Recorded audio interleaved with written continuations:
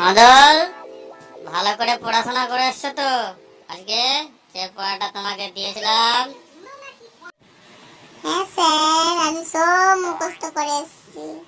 তাহলে এক কাজ করো তুমি, প্রথম ভাগ বইয়ের আতা গাছে তোতা পাখি থেকে আমাকে পড়ে শোনাও তো। না স্যার, ওই পড়াটা আমি বলতে পারবো না।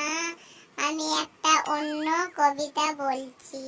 মাদল, তুমি তো বললে আমার সব মুখস্থ হয়ে গেছে, তাহলে আবার তুমি কেন বায়না ধরছ?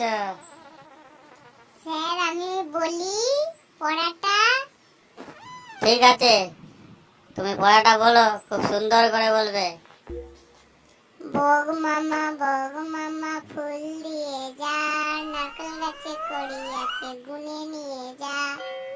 মাদল, তুমি খুব ভালো কবিতা শুনিয়েছো, বসে পড়ো।